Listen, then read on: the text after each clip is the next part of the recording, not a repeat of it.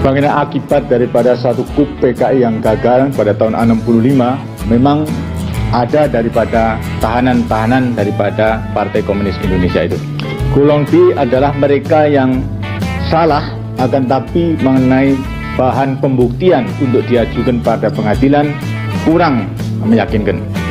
Mereka tidak segera dilepaskan kepada masyarakat karena masyarakat itu sekalipun diberitahu tidak ada pembuktian yang kuat untuk diadili, bagi rakyat yang melihat dengan mata kepala sendiri bahwa mereka itu melakukan penculikan, melakukan pembunuhan, melakukan pembakaran di desanya, tidak mungkin dikatakan kalau mereka itu tidak salah.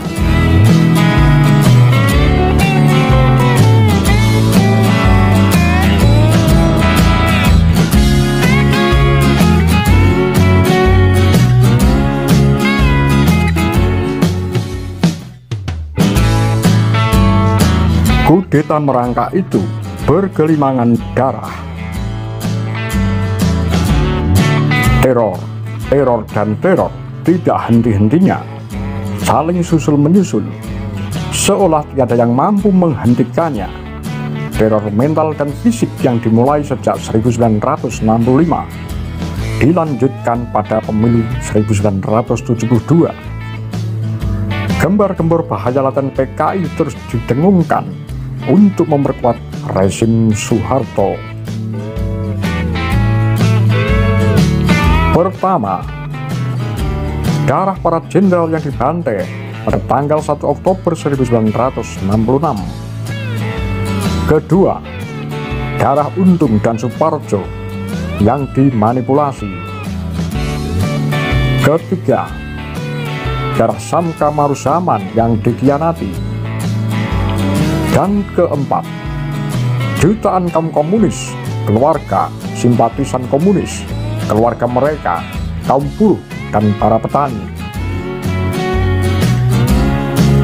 Teorinya, penguasa Orde Baru selalu menciptakan musuh semu bagi rakyat. Rakyat diberi musuh semu berupa momok bahaya laten PKI. Inilah teror mental. Sedangkan bagi mereka yang kritis, seperti para mahasiswa, dikenakan teror mental dan fisik.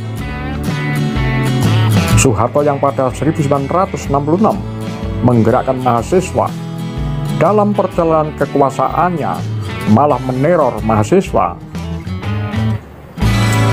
Terhadap mereka yang kritis dan suka berdemo, dilakukan penangkapan, interogasi, bahkan disiksa. Pada pertengahan 1970-an, sudah beredar anekdot yang mengkritik keserakahan keluarga Soeharto.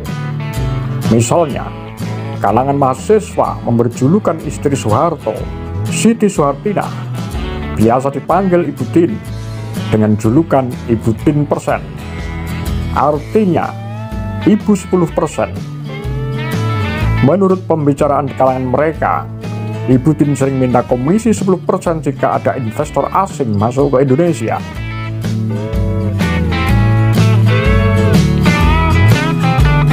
Teror yang disebar oleh rezim Orde Baru seolah-olah merupakan unjuk kekuatan setelah membantai jutaan kaum komunis, keluarga dan simpatisannya.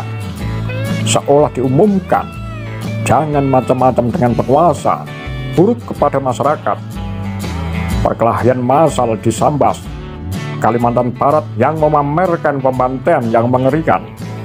Di koran dipasang foto kepala manusia tergeletak di pinggir jalan. Isu dukun santet di Jawa Timur malah lebih gila lagi. Kepala manusia yang sudah terpenggal ditusuk dengan bambu runcing dan diarak keliling kota. Di Malang, kepala manusia yang sudah terpenggal diikat lantas diseret dengan sepeda motor yang melaju keliling kota. Peristiwa-peristiwa yang disebutkan belakangan ini sudah bukan dilakukan oleh tentara lagi, tetapi oleh rakyat terhadap rakyat. Namun ini semua adalah warisan dari pembantaian kaum komunis yang sangat brutal di masa lalu. Pelajaran buruk yang diwariskan ke generasi berikutnya.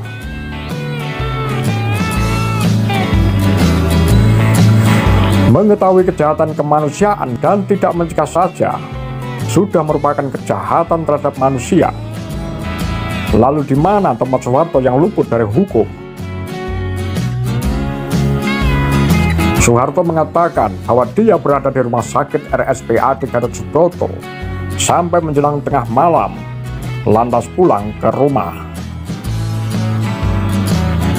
Sekalipun kita mencoba melupakan sejenak bahwa ucapan Soeharto itu dusta, namun pulang ke rumah dan tidur pula setelah mengetahui pasti bahwa beberapa jam lagi rekan-rekan jenderal akan bertemu maut, betapapun adalah kejahatan. Kualifikasi yang bagaimana yang semestinya diberikan terhadap kejahatan Soeharto yang telah membunuh jutaan manusia dan membuat sebagian lain merana di penjara?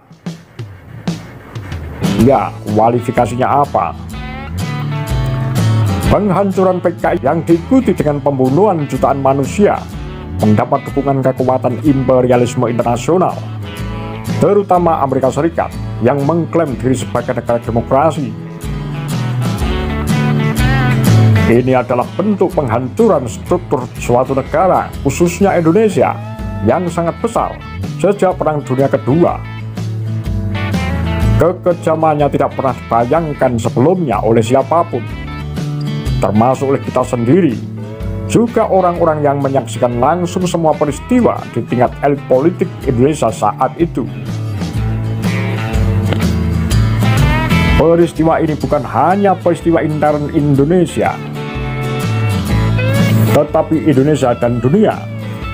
Ini merupakan letupan konflik yang sebenarnya sudah lama ada antara mahakuasa imperialisme internasional dengan hak menentukan nasib sendiri bangsa Indonesia di pihak lain. Indonesia hanyalah tempat peristiwa, sedangkan karakternya bersifat dunia. Ini sebuah tragedi yang secara moral merupakan kejahatan peradaban umat manusia.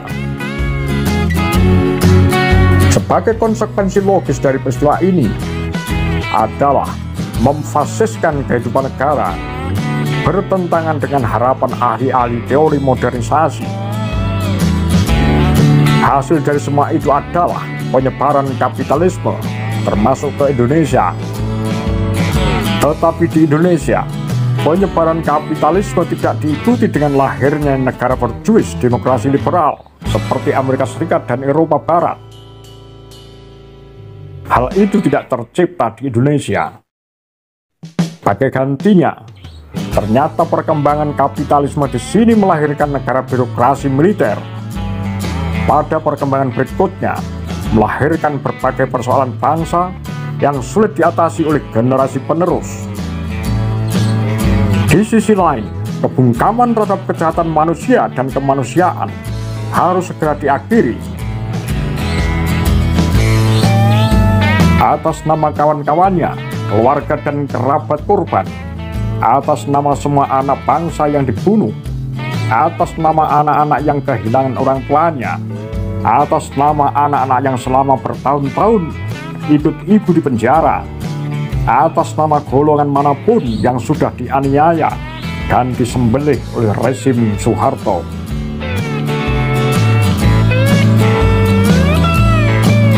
Maka Subandrio pun menyerukan akhiri kebungkaman ini kepada mereka yang merasa sebagai demokrat, baik di dalam maupun di luar negeri. Pecahkan kebungkaman ini. Hari sudah tidak lagi terlalu pagi, matahari sudah di atas ubun-ubun.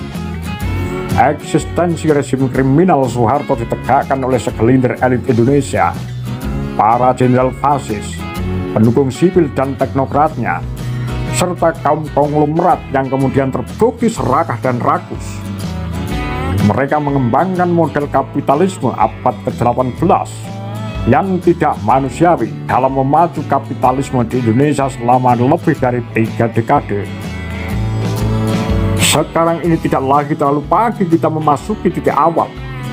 Kita harus bangga karena titik awal ini dimulai oleh generasi muda Indonesia yang tidak ragu menghadapi kekuatan kriminal dan uang hasil korupsi rezim Orde Baru. Luruskanlah sejarah yang telah mereka bengkokkan selama 3 dekade. Pecahkan kebungkaman.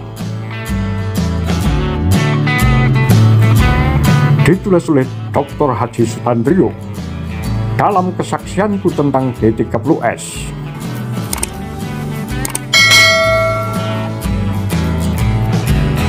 Apa pendapat Anda? Demikian Kura-Kura Tagar Lambe Sundel.